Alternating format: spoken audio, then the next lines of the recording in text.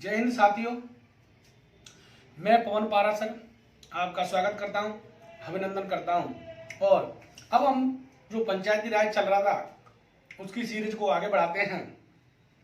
और हमने जो लास्ट में बात की थी 73वां संविधान संशोधन अधिनियम हमारा बनके 1992 तैयार हो गया। पीवी नरसिंह राव के द्वारा दो अधिनियम बनाए गए, 73वां और 74वां।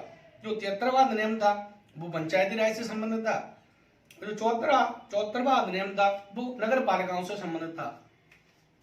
तो अब देखते हैं 73वां संविधान संशोधन की विशेषता। क्या देखेंगे? 73वां संविधान संशोधन की विशेषता या हमारा 73वां संविधान संशोधन विधेयक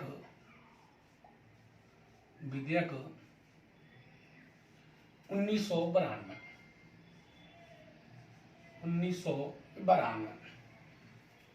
73वां संविधान संशोधन 1992। देखो साहब, अब ये 73वां संविधान संशोधन 1992 किससे संबंधित है? ये है पंचायती राज से संबंधित। तो हम कह सकते हैं यह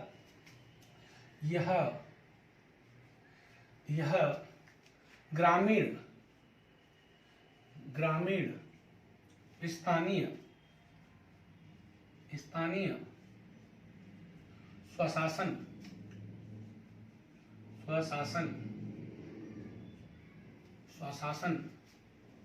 या पंचायती राज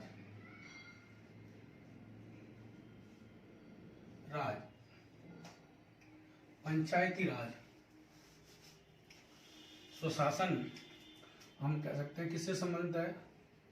पंचायती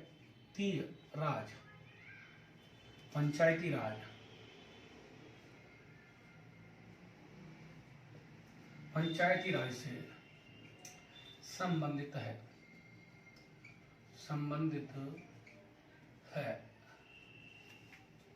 तो ये 73वां संविधान संशोधन विधेयक पंचायती राज से संबंधित है। किससे संबंधित है? पंचायती राज से संबंधित है। अगली बात करें तो इसके द्वारा पंचायतों को क्या दिया गया? संविधान संशोधन के द्वारा पंचायतों को संविधान का दर्जा दिया गया। अगर बात करें तो यह अधिनियम 24 अप्रैल 1993 को जम्मू कश्मीर को छोड़कर संपूर्ण भारत में लागू हुआ। तो यह अधिनियम 24 अप्रैल 1993 को लागू हुआ, इसलिए हर वर्ष 24 अप्रैल को पंचायती राज दिवस के रूप में मनाया जाता है। तो यह अधिनियम कौन सा? 73वां। यह अधिनियम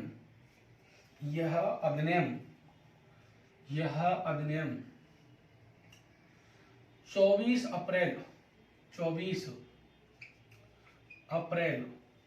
1993 को लागू हुआ। इसी कारण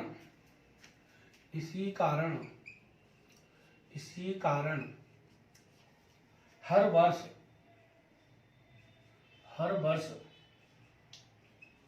24 अप्रैल को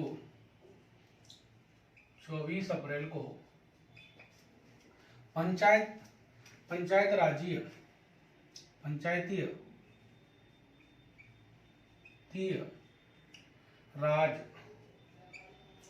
दिवस के रूप में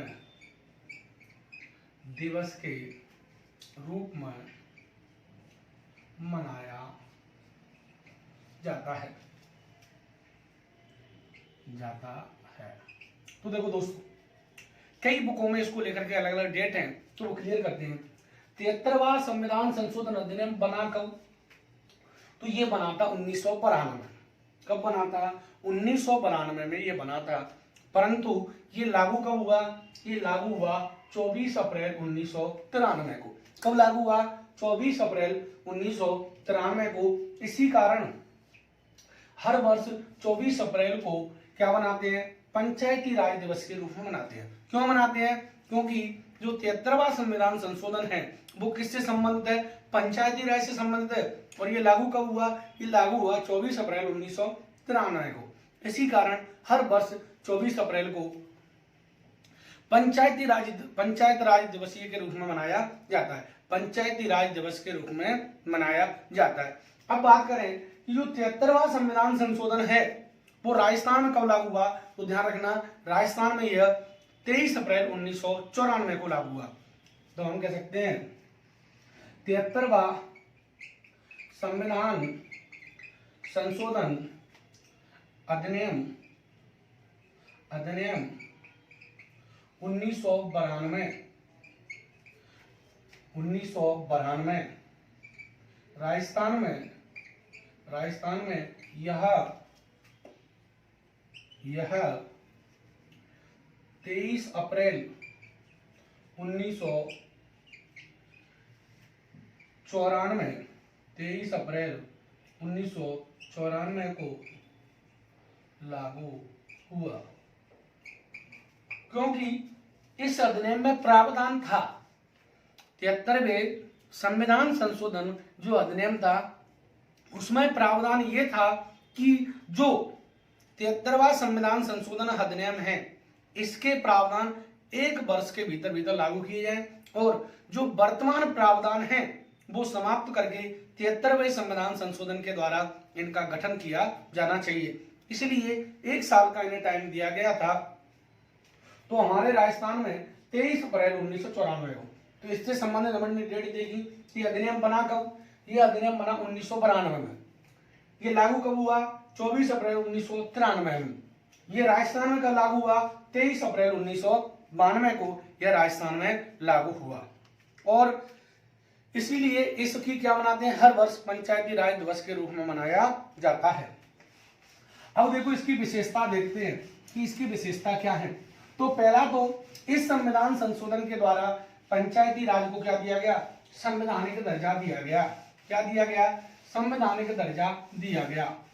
तो नंबर 1 लिखते हैं विशेषताओं में संवैधानिक दर्जा। नंबर 1 संवैधानिक दर्जा, संवैधानिक दर्जा दिया गया। इसके द्वारा संविधान में इनको क्या दिया गया, दर्जा दिया गया। संविधान में कैसे दर्जा दिया गया, देखो संविधान में एक जो भाग 9 है उनमें इसके लिए क्या किया गया, भाग 9 में प्रावधान किया गया और उसके लिए 243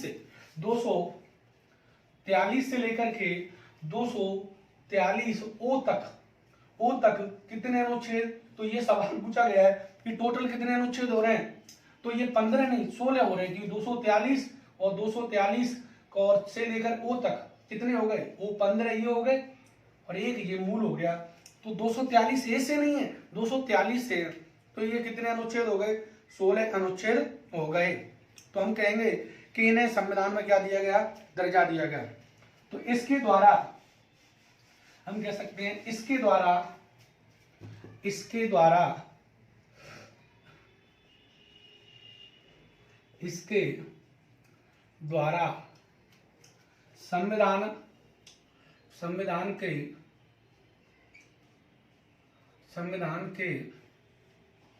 संविधान के भाग 9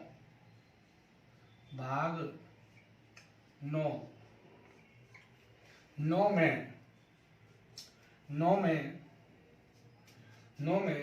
243 से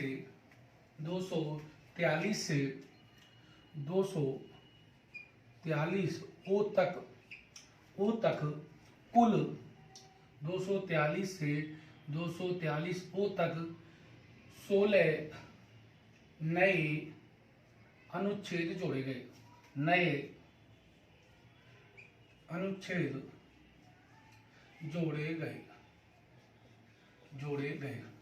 तो कितने अनुच्छेद जोड़े गए, 16। तो इसके द्वारा संविधान के भाग कौन से में, 9 में अनुच्छेद 243 से लेकर कुल कितने अनुच्छेद जोड़े गए, कुल 16 अनुच्छेद जोड़े गए। कितने, कुल 16 अनुच्छेद जोड़े गए, यानी 243 से लेकर के 243 ओ तक, तो कितने अनुच्छेद हुए, 16। और इसके द्वारा संविधान में एक 11वीं अनुसूची जोड़ी गई। इसके द्वारा संविधान में कौन सी अनुसूची जोड़ी गई? 11वीं। तथा इसके यानी 73वें संविधान संशोधन के द्वारा, इसके द्वारा संविधान में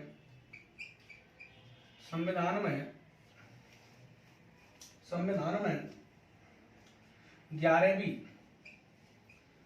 अनुसूची जोड़ी गई।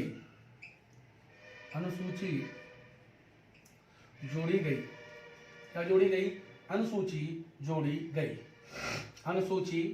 गई जिसमें कौन सी अनुसूची जोड़ी गई? 11वीं। जिसमें पंचायतों को देखो, पंचायतों का मतलब क्या है? ग्राम पंचायत, पंचायत समिति, जिला परिषद, एक कॉमन है तीनों के लिए। ग्रामीण स्थानीय सुशासन के लिए कॉमन शब्द क्या है? पंचायत, ध्यान रखना।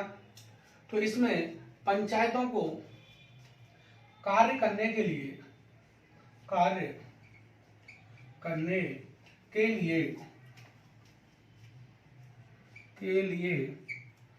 29 विषय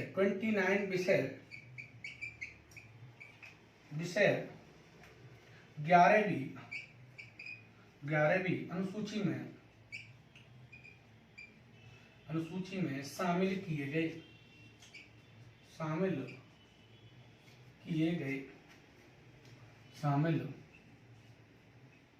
किए गए।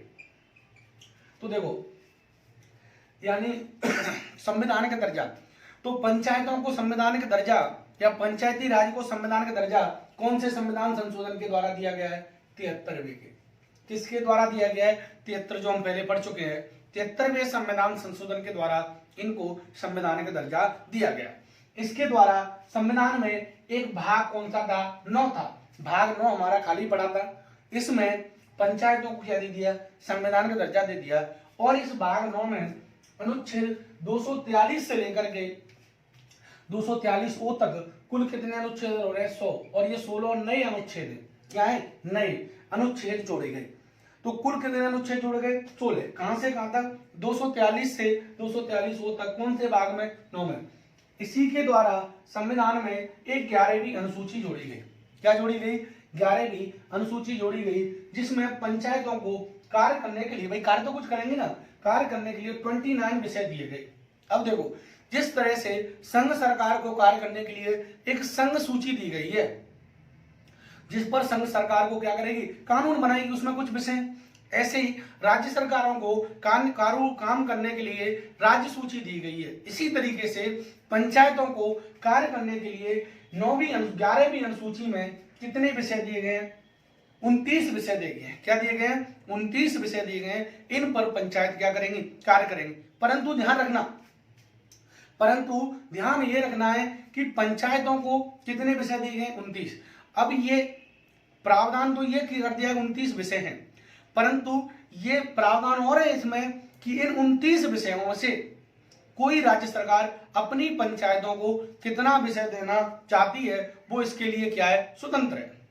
तो इसमें है कि पंचायत कितने विषय देना चाहती है, वो इसके लिए क्या है? स्वतंत्र। तो ये राज्य सरकारों पर छोड़ दिया गया है।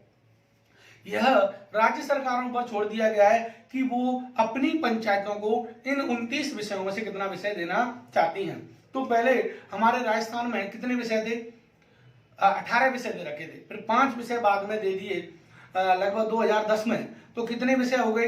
23 विषय। तो वर्तमान में राजस्थान और पंचायती राज के लिए कितने विषय दे रखे हैं? 23 विषय। ये क्यों दिए? क्योंकि ये 29 विषय ये राज्य विधानमंडल पर छोड़ दिया गया है कि वो अपनी पंचायती राज के लिए इनमें से कितना विषय देना चाहती है।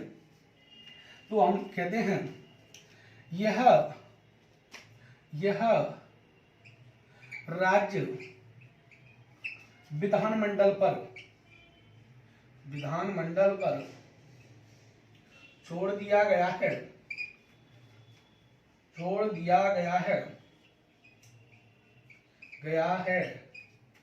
कि वह अपने अपने यहाँ 29 में से कितने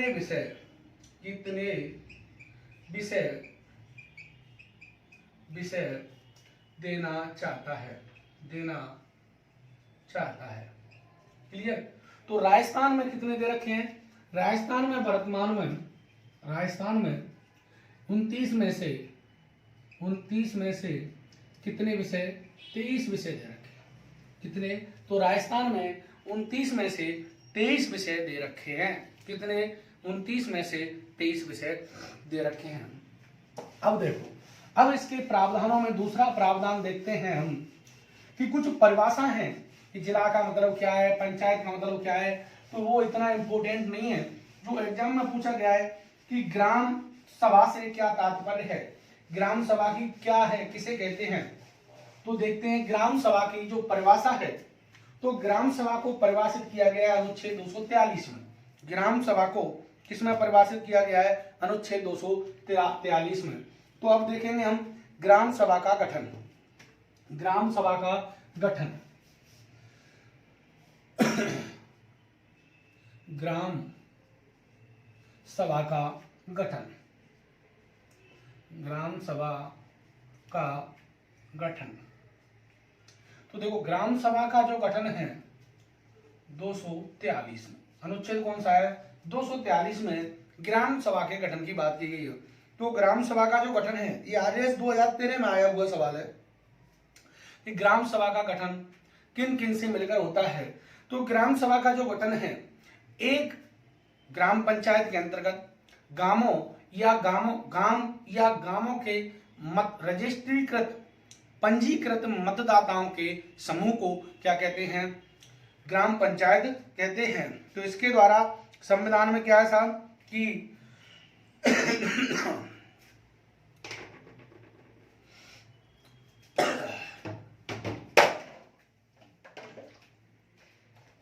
तो हम कहेंगे कि दो अनुच्छेद ग्राम सभा का गठन। तो अनुच्छेद 243 में ग्राम सभा को परिभाषित किया गया है। तो अनुच्छेद 243 में ग्राम सभा को ग्राम पंचायत अलग होती है, मैं ग्राम सभा की बात कर रहा हूं। ग्राम सभा को परिभाषित किया गया है।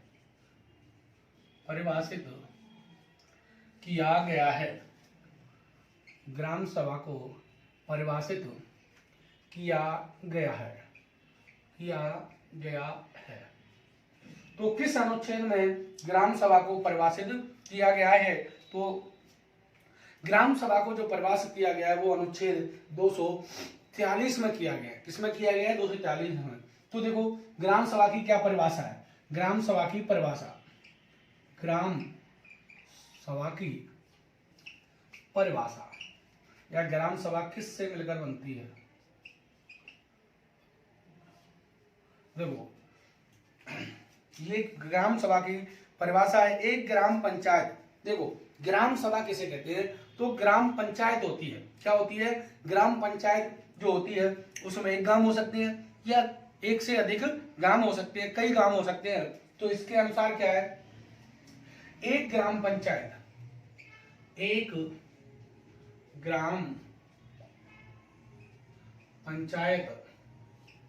में आने वाले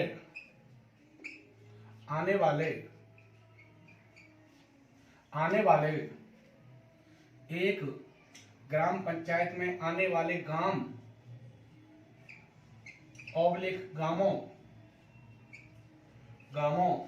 के पंजीकृत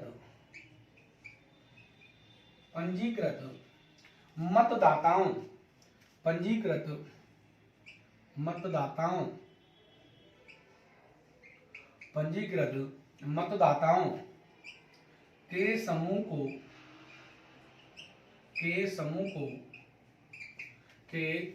को ग्राम सभा कहते हैं।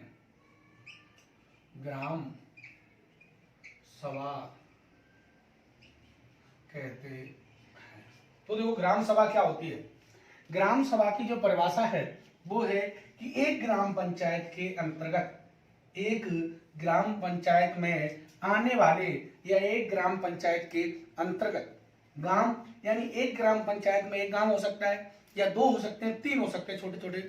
तो एक ग्राम पंचायत के अंतर्गत आने वाले गांवों या गांवों के पंजीकृत, कैसे पंजीकृत मतदाता होते हैं, उन मतदाताओं के समूह को ही क्या कहते हैं, ग्राम पंचायत कहते हैं। तो जो पंजीकृत मतदाता हैं, कैसे हैं, पंजीकृत यानी जिनका वोटर लिस्ट में क्या है, नाम है, उन्हीं को क्या कहते हैं, ग्राम पंचायत कहते हैं। अब देखो साहब, ये हुई हमारी ग्राम पंचायत की क्या परिभाषा। अगर हम बात करें तो ग्राम पंचायत की एक वर्ष में कम से कम कितनी बैठक होनी चाहिए, एक वर्ष में 2 बैठक होनी चाहिए कम से कम। अधिक कितनी भी करो, 10 करो, 5 करो, 20 करो, कितनी भी कर सकते हो, परंतु कम से कम कितनी होनी चाहिए, कम से कम 1 होनी चाहिए। मैं ग्राम सभा की बात कर रहा हूं, ग्राम पंचायत की नहीं।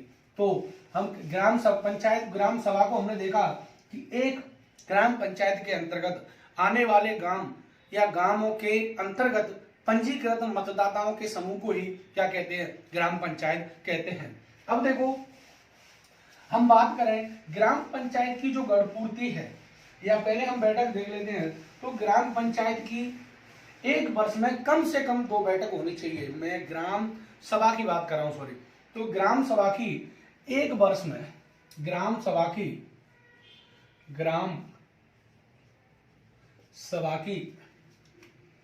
एक वर्ष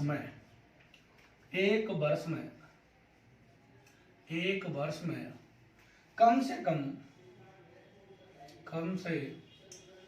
कम 2 बैठक होनी चाहिए। 2 बैठक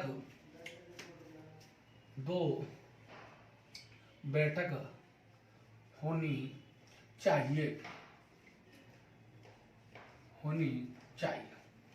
तो ग्राम सभा की एक वर्ष में कितनी बैठक होनी चाहिए, कम से कम 2 बैठक होनी चाहिए।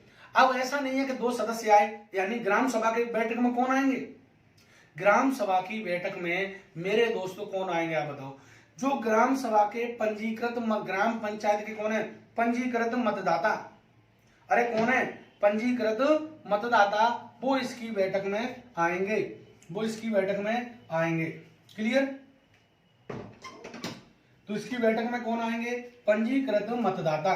अब देखो, अब इसकी बैठक एक वर्ष में कितनी होनी चाहिए, ग्राम सभा की एक वर्ष में कम से कम 2 बैठक होनी चाहिए। कितनी होनी चाहिए, 2।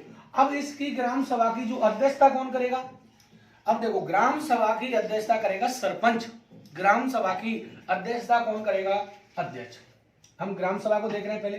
तो ग्राम सभा की जो अध्यक्षता करेगा, ग्राम सभा की अध्यक्षता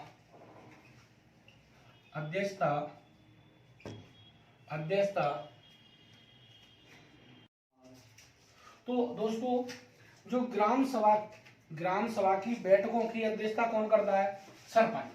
तो देखो ग्राम सभा की बैठकों की अध्यक्षता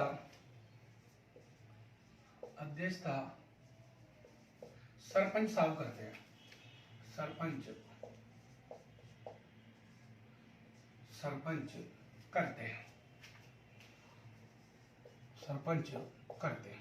तो देखो सबसे पहले हमने देखा कि ग्राम सभा, तो ग्राम सभा की परिभाषा कौन से अनुच्छेद में, 243 में, उसमें देखा कि ग्राम सभा क्या है। तो ग्राम सभा एक ग्राम पंचायत के अंतर्गत आने वाले गांव या गांवों के पंजीकृत मतदाताओं के समूह को ही क्या कहते हैं, ग्राम पंचायत कहते हैं। क्या कहते हैं, ग्राम पंचायत कहते हैं। और अब देखते हैं, हमने देखी ग्राम सभा है उसकी एक वर्ष में कम से कम कितनी बैठक होनी चाहिए, 2। बाकी वो डेली बैठक करे, 365 दिन करे, हमें कोई फर्क नहीं पड़ता, परंतु कम से कम कितनी बैठक होनी चाहिए, 2। और इन बैठकों की अध्यक्षता कौन करेगा, अध्यक्षता करेगा सरपंच साहब। अब ऐसे नहीं है, अब जैसे ग्राम पंचायत है तो ग्राम पंचायत के अंदर कितने मतदाता होंगे, तो कम से कम, तो ग्राम बैठकों की अध्यक्षता करेगा साहब सरपंच। अब देखते हैं, देखो ऐसा नहीं है कि सरपंच जो बैठकों की ग्राम सभा की अध्यक्षता करेगा उसमें, अब जैसे एक ग्राम पंचायत के अंतर्गत कितने मतदाता होंगे, लगभग 2,500-3,000 को मान लेते हैं। अब उनमें से 150 आए और बैठक क्या कर दी स्टार्ट ना। इसमें स्पष्ट लिखा है कि इसकी जो ग्राम सभा की बैठक की ग्राम सभा की बैठक की जो गढ़पूर्ति है वो कितनी है, 1/10। अगर 1/10 सदस्य नहीं आए हैं, टोटल जो ग्राम पंचायत में पंजीकृत मतदाता हैं उनमें से उनका कितना आना चाहिए, 1/10 को आना चाहिए, जब ही बैठक स्टार्ट होगी। यदि 1/10 से कम आ रहे हैं, यदि 1/10 से कम सदस्य आ रहे हैं तो बैठक स्टार्ट नहीं होगी। बैठक जब ही स्टार्ट होगी जब कम से कम कितने सदस्य आने चाहिए, 1/10 सदस्य आने चाहिए। अब देखो हम थोड़ा सा देखते हैं ग्राम सभा के कार्य। तो ग्राम सभा के जिन कार्यों का उल्लेख किया गया है वो उल्लेख किया गया है 243A। तो ग्राम सभा के जो कार्य हैं, ग्राम सभा के कार्य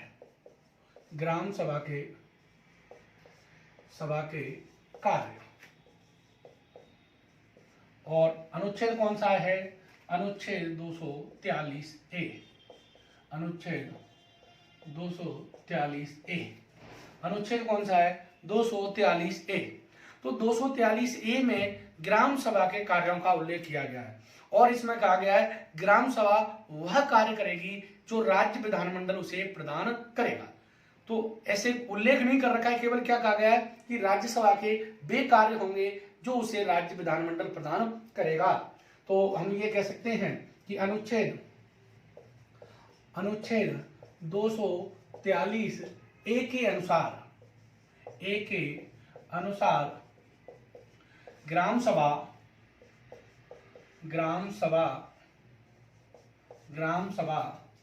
वे सब कार्य करेगी जो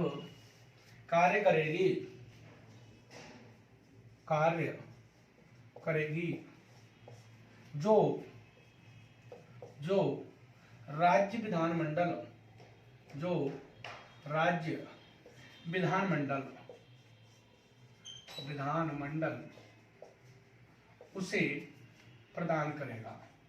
उसे प्रदान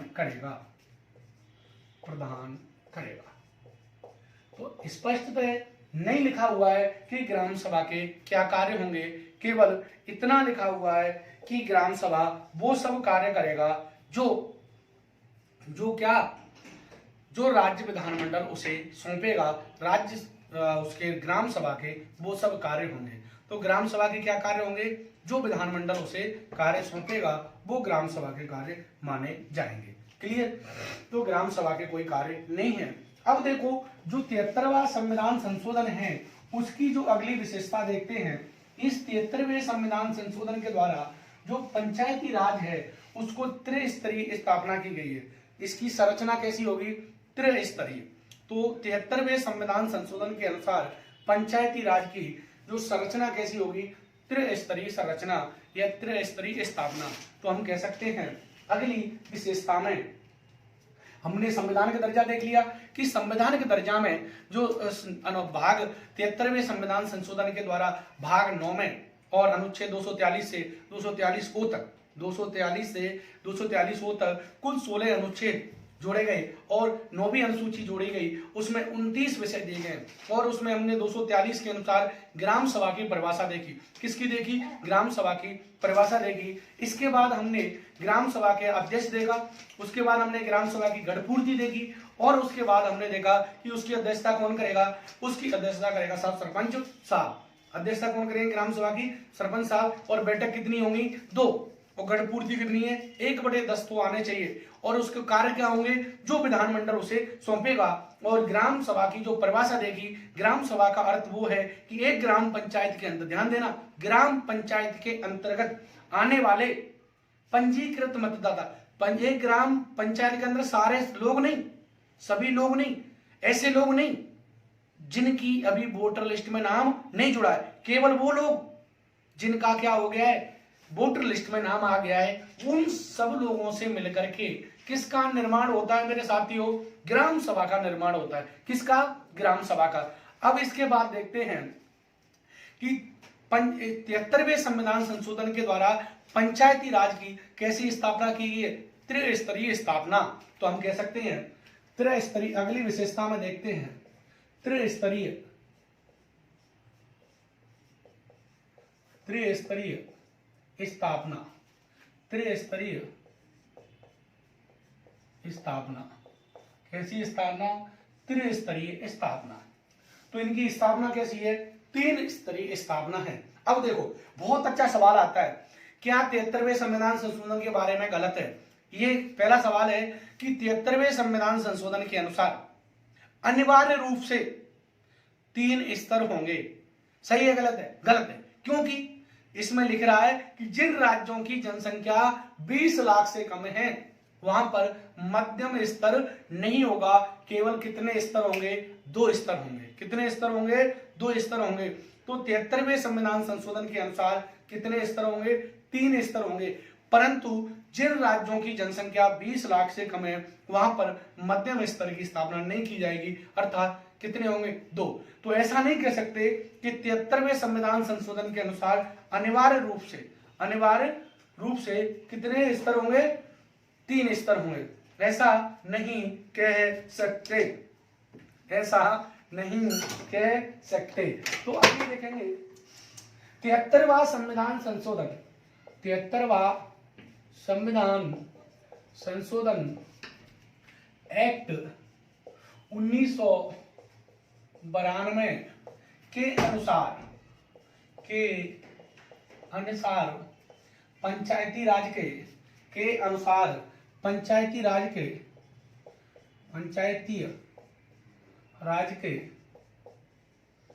पंचायती राज 3 स्तरीय होगा,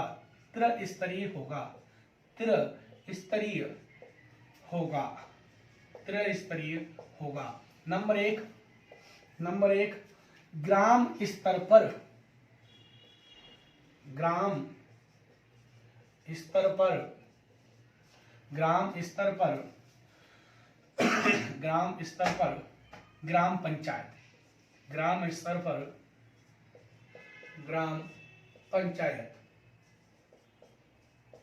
पंचायत, और नंबर दो खंड स्तर या ब्लॉक स्तर पर, खंड स्तर या हम कह सकते हैं खंड स्तर या ब्लॉक स्तर पर पंचायत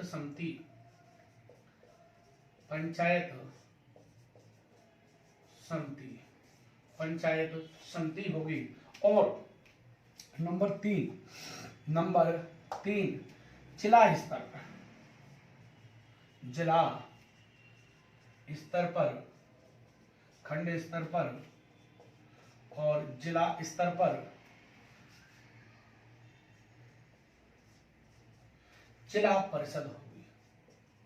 जिला परिषद होगी, ये कहता है कि पंचायती राज कितने स्तरीय होगा, 2 स्तरीय होगा, सॉरी 3 स्तरीय होगा। कितने, 3 स्तरीय। तो अब ग्राम स्तर पर ग्राम पंचायत होगी जिसका प्रमुख कौन होगा, सरपंच। खंड स्तर पर या तहसील स्तर पर पंचायत समिति जिसका प्रमुख कौन होगा, प्रधान। और जिला स्तर पर जिला परिषद होगी जिसका प्रमुख कौन होगा, जिला प्रमुख होगा। परंतु इसी में प्रावधान है कि जिन राज्यों की जनसंख्या 20 लाख से कम है वहां पर मध्यम स्तर नहीं होगा, अर्थात 2 स्तरीय होगा। तो हम देखते हैं 3 स्तर हो गए।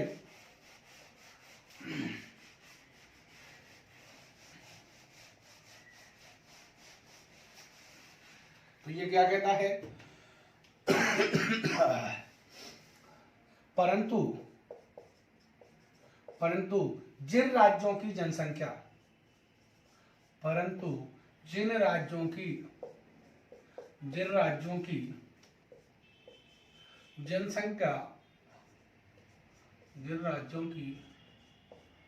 जनसंख्या 20 लाख से कम होगी, कम होगी, वहां मध्यम स्तर की, मध्यम स्तर यानी पंचायत समिति, मध्यम स्तर की, मध्यम स्तर की स्थापना, मध्यम स्तर की स्थापना करना अनिवार्य नहीं है, स्थापना करना अनिवार्य नहीं है, अनिवार्य नहीं है, नहीं है। अर्थात वहां, अर्थात वहां दो स्तर हो सकते हैं, दो स्तर हो सकते हैं, दो स्तर हो सकते हैं। तो कितने स्तर हो सकते हैं? दो स्तर हो सकते हैं। नंबर 1 कौन सा होगा? ग्राम स्तर पर ग्राम पंचायत तो होगी, ग्राम पंचायत, ग्राम पंचायत। और नंबर 2 जिला स्तर पर जिला परिषद, जिला परिषद, जिला स्तर पर जिला परिषद। कौन सा नहीं होगा? जो खंड स्तर पर क्या था, जो खंड स्तर पर था, क्या बोलते हैं उसे, खंड स्तर पर जो पंचायत समिति है उसकी स्थापना करना अनिवार्य नहीं है। क्या नहीं है? अनिवार्य नहीं है, अनिवार्य नहीं है। इसलिए यहाँ पर कितने स्तर होंगे? 3 स्तर होंगे। अब देखो दोस्तों, अब इसके देखते हैं, अब इनके चुनाव वगैरह कैसे क्या हैं, तो एक बार उसको देखते हैं। देखो स्पष्टतः लिखा हुआ है इस संविधान में, स्पष्टतः लिखा हुआ है, मैं समझाता हूं आपको। देखो समझना एक बार। देखो नंबर जैसे ग्राम पंचायत है, क्या है? ग्राम पंचायत, बहुत बड़ा कॉन्सेप्ट है ग्राम पंचायत, ग्राम पंचायत। तो जो ग्राम पंचायत है इसमें एक तो कौन होगा? एक तो अध्यक्ष होगा, अध्यक्ष होगा, अध्यक्ष, जिसे हम क्या कहते हैं? सरपंच कहते हैं। दूसरा कौन होगा? दूसरा होगा साहब कौन? उपाध्यक्ष। दूसरा कौन होगा? उपाध्यक्ष। दूसरा इसका उपाध्यक्ष यानी उप सरपंच। हमारे यहाँ इसका नाम क्या है? उप सरपंच। उपाध्यक्ष और उप सरपंच इसका नाम है। तो अगर हम बात करें, ये कौन हुआ? उपाध्यक्ष, और वो कौन हुआ साहब? सरपंच। दोनों को उप, वहां संविधान में अध्यक्ष और उपाध्यक्ष की बात की है। दूसरा स्तर है कौन? जो पंचायत समिति, पंचायत समिति, समिति, पंचायत समिति स्तर पर एक कौन होगा? अध्यक्ष, जिसे हम क्या कहते हैं? प्रधान। अरे पंचायत समिति का जो अध्यक्ष होता है उसे क्या कहते हैं दोस्तों? प्रधान, प्रधान। और इसे क्या कहेंगे? ग्राम पंचायत में जो उपाध्यक्ष होता है उप सरपंच, उप सरपंच। और इसे क्या कहेंगे साहब? इसे कहेंगे सरपंच, सरपंच। क्या कहेंगे? सरपंच। और जो पंचायत समिति है दूसरा यहाँ कौन होगा? उपाध्यक्ष, उपाध्यक्ष। और ये उपाध्यक्ष कौन होगा? उप प्रधान। उपाध्यक्ष को अपने यहाँ क्या कहते हैं? उप प्रधान, उप प्रधान। क्लियर? इसके बाद तीसरा होगा जिला परिषद। कौन होगी? जिला परिषद, जिला परिषद। तो देखो दोस्तों, यहां कौन होगा? एक अध्यक्ष होगा। क्या होगा? अध्यक्ष। जो जिला परिषद का अध्यक्ष होता है उसे कहते हैं जिला प्रमुख। क्या कहते हैं? जिला प्रमुख, जिला प्रमुख कहते हैं। और एक क्या होगा? उपाध्यक्ष। जिला परिषद का एक होगा उपाध्यक्ष। और इसे क्या कहते हैं साहब? इसे कहते हैं उप जिला प्रमुख, उप जिला प्रमुख। उप जिला प्रमुख कहते हैं। अब देखो दोस्तों, इसे क्या कहते हैं, उप जिला प्रमुख कहते हैं। अब इन दोनों को जिनका चुनाव है वो संविधान में कैसे दिया गया है उसको सोचते देखते हैं। देखो दोस्तों, संविधान में स्पष्टता लिख रहा है कि जो ग्राम पंचायत का उपाध्यक्ष है इसका और पंचायत समिति के अध्यक्ष यानी प्रधान का और पंचायत समिति के उपाध्यक्ष यानी उप प्रधान का और जिला परिषद के अध्यक्ष यानी जिला परिषद जिला प्रमुख का और उपाध्यक्ष जिला प्रमुख यानी उप जिला प्रमुख का, इन सब का जो चुनाव है, इन सब का दो और इनका सरपंच को छोड़ करके इनका चुनाव कैसे होगा, अप्रत्यक्ष रूप से होगा। कैसे होगा, इनका चुनाव कैसे होगा, अप्रत्यक्ष रूप से होगा, यानी इनके सदस्यों द्वारा चुने जाएंगे, सदस्यों द्वारा इनका क्या होगा, निर्वाचन। तो ध्यान रखना, संविधान में स्पष्ट लग रहा है कि जो ग्राम पंचायत का उपाध्यक्ष यानी उप सरपंच और प्रधान, उप प्रधान, जिला प्रमुख और उप जिला प्रमुख का चुनाव अप्रत्यक्ष रूप से होगा। परंतु अब प्रधान सरपंच का कैसे होगा, तो फिर सरपंच का कैसे होगा, क्या अप्रत्यक्ष रूप से होगा या प्रत्यक्ष रूप से होगा। तो ध्यान रखना, संविधान में न तो प्रत्यक्ष लिख रहा न अप्रत्यक्ष लिख रहा, संविधान में तो यह राज्य विधानमंडल पर छोड़ दिया गया है कि यह राज्य विधानमंडल निर्धारित करेगा, राज्य विधानमंडल निर्धारित करेगा कि इनका चुनाव प्रत्यक्ष करवाया जाए या अप्रत्यक्ष करवाया जाए। तो इनके चुनाव को कौन निर्धारित करेगा, राज्य विधानमंडल। ध्यान रखना, कौन, राज्य विधानमंडल निर्धारित करेगा कि इनका चुनाव प्रत्यक्ष करवाया जाए या अप्रत्यक्ष रूप से करवाया जाए। तो हम देखते हैं कि संविधान के अनुसार ग्राम पंचायत के उपाध्यक्ष, हमारे यहाँ देखो संविधान में उपाध्यक्ष अध्यक्ष लिख रहा है, वहां ऐसे सरपंच नहीं है, अलग अलग राज्यों में इसे अलग अलग नामों से जाना जाता है। हमारे यहाँ इसे सरपंच, उप सरपंच, प्रधान, उप प्रधान, जिला प्रमुख और उप जिला प्रमुख के नाम से जाना जाता है। किसके नाम से जाना जाता है, जिला प्रमुख के नाम से जाना जाता है।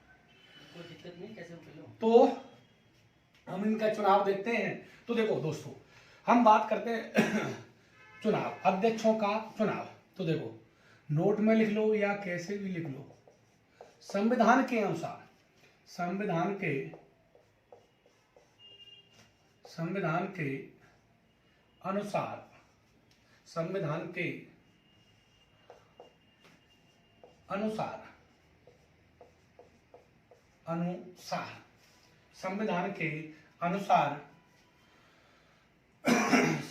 के अनुसार ग्राम पंचायत के उपाध्यक्ष का चुनाव, ग्राम पंचायत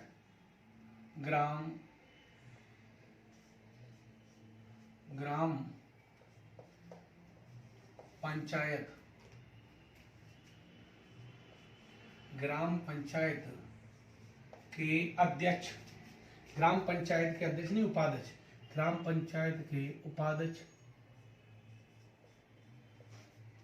और हमारे यहाँ दोस्तों ग्राम पंचायत का उपाध्यक्ष कौन होता है, सरपंच, सॉरी उप सरपंच।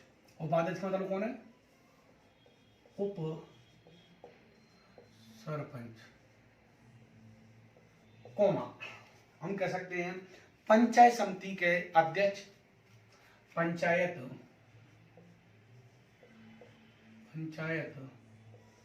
समिति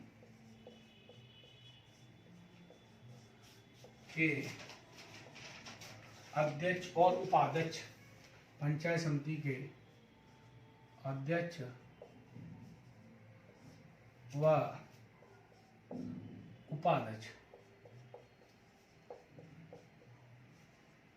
और इन दोनों को क्या कहते हैं साहब, प्रधान और उप प्रधान, प्रधान व उप प्रधान,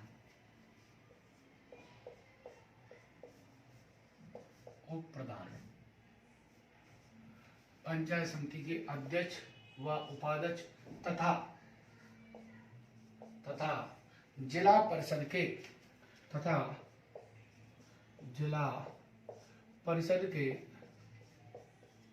जिला परिषद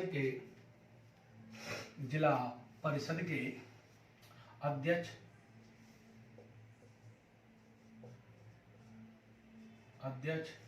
व उपाध्यक्ष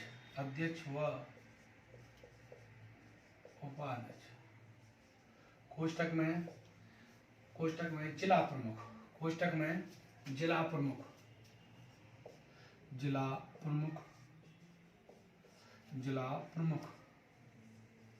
हमारे राजस्थान में क्या बोलते हैं, जिला प्रमुख व उप जिला प्रमुख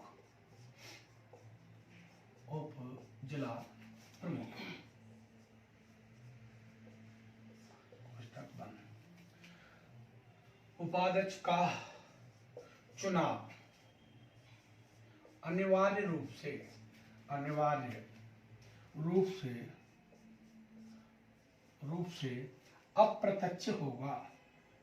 अप्रत्यक्ष होगा। यानी संविधान में स्पष्टता लिखा हुआ है कि उप सरपंच, प्रधान, उप प्रधान तथा जिला प्रमुख और उप जिला प्रमुख का जो चुनाव है, उनका चुनाव अनिवार्य रूप से कैसे होगा दोस्तों, अनिवार्य रूप से अप्रत्यक्ष होगा, इनडायरेक्ट होगा। अब इनमें बचा कौन अध्यक्ष में, एक बचा साहब ग्राम पंचायत का अध्यक्ष या जिसे हम कहते हैं सरपंच। अब स्पष्ट पर लिखा हुआ है कि सरपंच का चुनाव प्रत्यक्ष होगा या अप्रत्यक्ष होगा, इसका निर्धारण कौन करेगा, राज्य विधानमंडल करेगा। अपने राजस्थान में प्रावधान कैसे कर रखा है, प्रत्यक्ष होगा। कई राज्यों में कैसे होता था, अप्रत्यक्ष होता था। तो अपने राजस्थान में क्या प्रावधान है वर्तमान में कि जो ग्राम पंचायत का अध्यक्ष होता है यानी सरपंच का चुनाव कैसे होता है, प्रत्यक्ष होता है। परंतु संविधान में ऐसा प्रावधान है कि यह तय कौन करेगा, राज्य विधानमंडल करेगा। कौन करेगा, राज्य विधानमंडल करेगा। तो हम देखते हैं कि ग्राम पंचायत के अध्यक्ष का चुनाव प्रत्यक्ष होगा अथवा अप्रत्यक्ष होगा, यह निर्धारित कौन करेगा, राज्य विधानमंडल।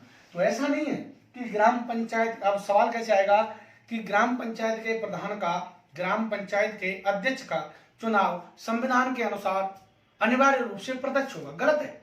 संविधान में तो क्या लिखा है, यह राज्य विधानमंडल तय करेगा। परंतु अपने राजस्थान में कैसे हो रहा है, प्रत्यक्ष हो रहा है, ज्यादातर प्रत्यक्ष ही हो रहा है।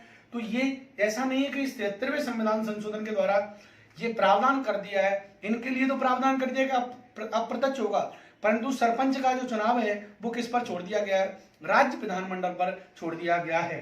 तो हम देखते हैं अगला पॉइंट कि ग्राम पंचायत के अध्यक्ष, ग्राम पंचायत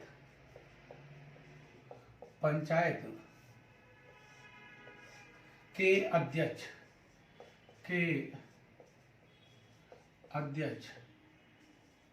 का मतलब है हमारे यहां सरपंच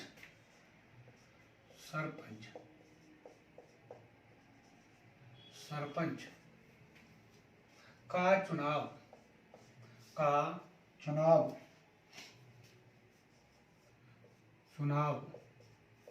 प्रत्यक्ष होगा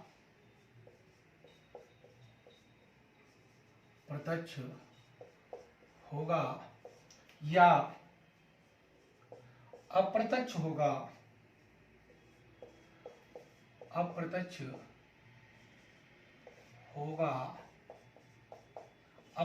होगा, इसका निर्धारण, प्रत्यक्ष होगा या अप्रत्यक्ष होगा, इसका निर्धारण राज्य विधानमंडल करेगा। इसका निर्धारण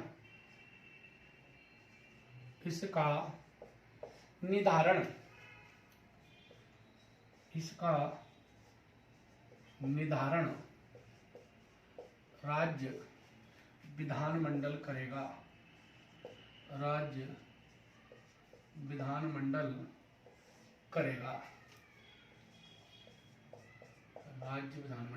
करेगा। ये तय करेगा कि राज्य विधानमंडल इनका चुनाव प्रत्यक्ष कराना चाहता है या अप्रत्यक्ष कराना चाहता है। इनका चुनाव प्रत्यक्ष कराना चाहता है या अप्रत्यक्ष कराना चाहता है। परंतु अपने राजस्थान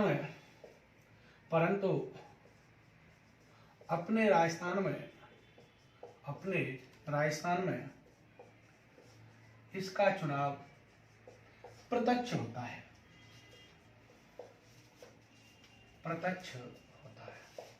ये तो सबको ही पता है। प्रत्यक्ष का मतलब जिसमें जनता क्या लेती है, भाग लेती है, उसे कहते हैं साहब, क्या कहते हैं, प्रत्यक्ष चुनाव कहते हैं। क्लियर। तो ये हुआ इनका चुनाव की प्रक्रिया या चुनाव कैसे होता है। अब देखो दोस्तों, हम देखेंगे इनकी योग्यता, क्वालिफिकेशन।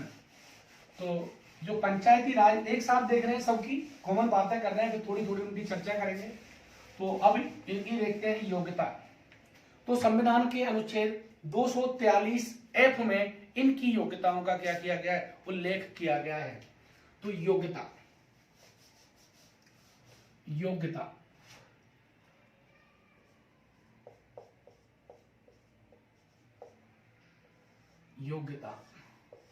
कौन से अनुच्छेद में, 243 F। तो देखो दोस्तों, अगर इनकी योग्यताओं की बात करें तो संविधान में केवल एक ही योग्यता है। संविधान में केवल एक ही योग्यता है कि न्यूनतम आयु इनकी, चाहे वो प्रधान का चुनाव लड़े, चाहे पंचायत समिति सदस्य का चुनाव लड़े, चाहे सरपंच का लड़े, चाहे उप सरपंच का लड़े, चाहे किसी का भी चुनाव लड़े, न्यूनतम आयु 21 वर्ष होनी चाहिए। और अगले पॉइंट में लिख रहा है कि शेष योग्यताओं का निर्धारण राज्य विधानमंडल करेगा। तो राज्य विधानमंडल क्या बना सकता है, योग्यता बना सकता है। जैसे हमारी वसुंधरा सरकार ने 2015 में योग्यता बनाई कि घर में क्या होना चाहिए, शौचालय होना चाहिए।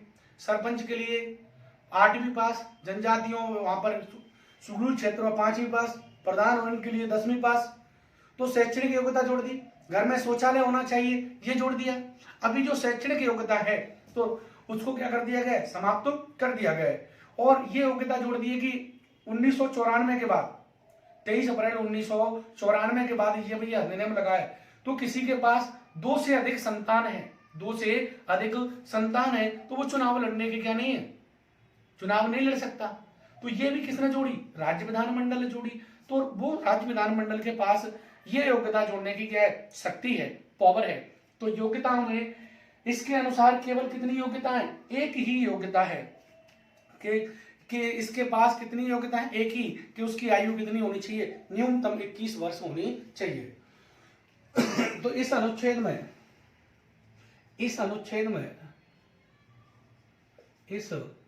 या संविधान में हम ये कह सकते हैं, अनुच्छेद का पूरे संविधान में योग्यता इसी में है। तो संविधान में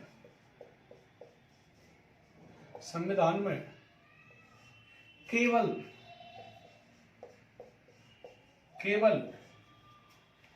एक योग्यता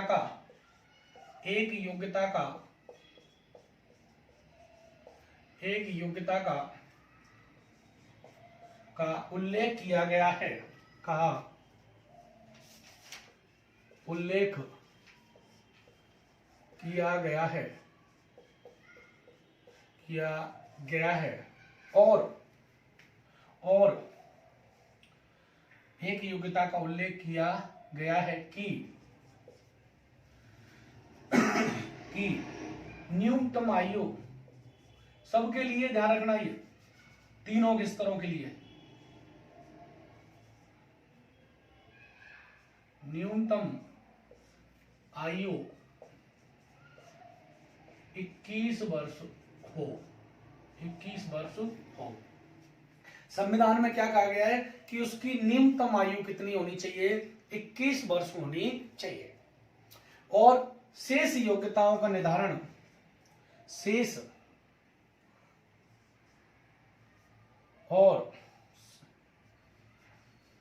इसमें ये लिखेंगे, राज्य विधानमंडल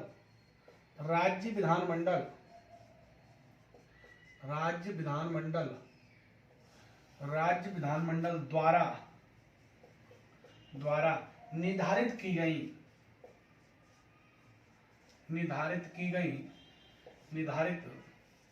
की गई अन्य योग्यता, निर्धारित की गई अन्य योग्यता पूरी करता हो।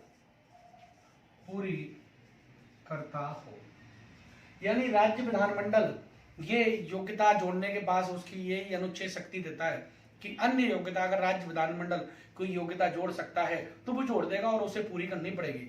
तो ये है अगली योग्यता में ये राज्य विधानमंडल ने जोड़ी है कि 1994 के बाद यदि दो संतान से ज्यादा हो तो वह चुनाव नहीं लड़ सकता,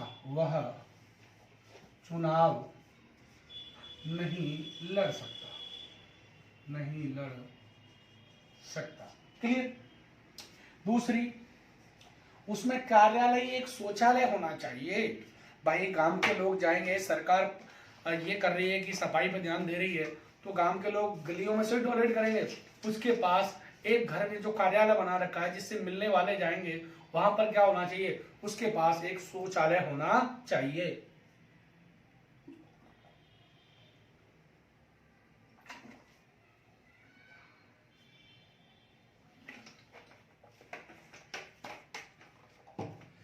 तो क्या होना चाहिए, शौचालय।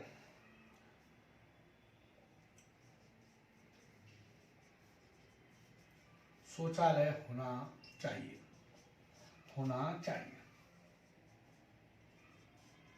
देखो ये तो अन्य योग्यता है, योग्यता तो एक ही है कि इसकी न्यूनतम आयु कितनी हो, 21 वर्ष हो।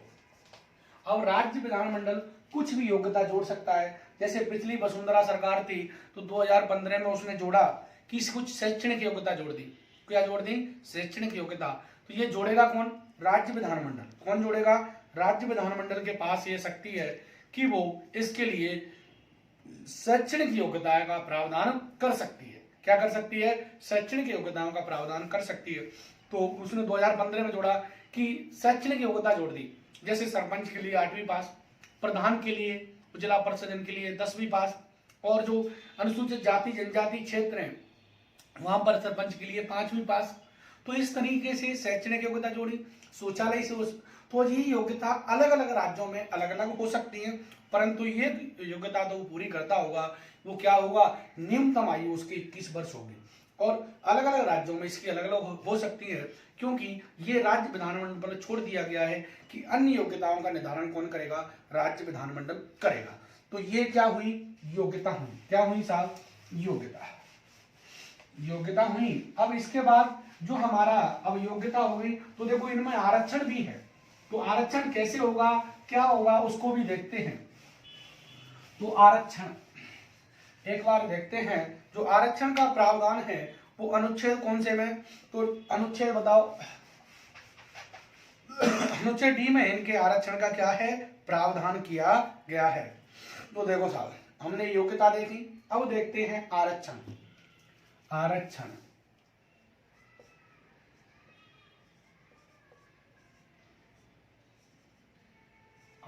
रिजर्वेशन।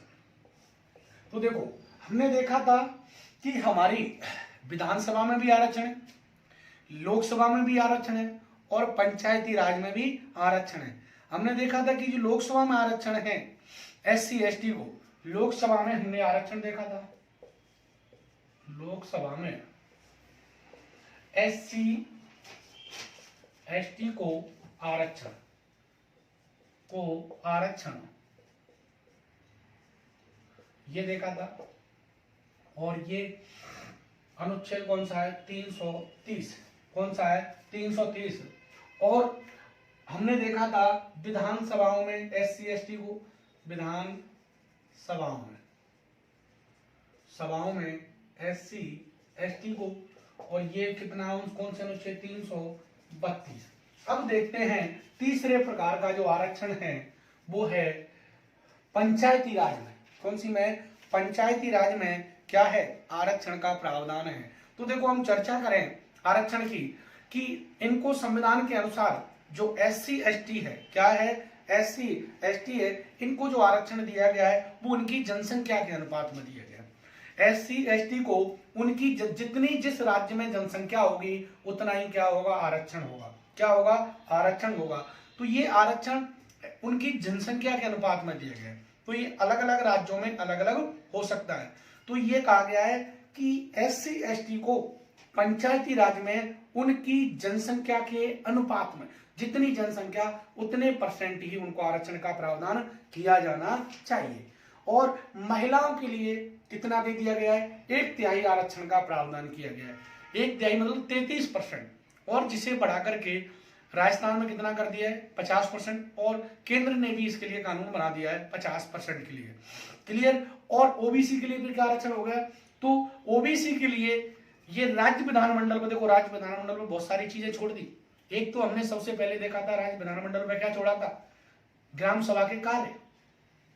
और 29 विषयों में से कितने कार्य देने ये भी किस पर छोड़ दिया था, राज्य विधानमंडल में। अब ओबीसी का आरक्षण को भी किस पर छोड़ दिया, राज्य विधानमंडल में।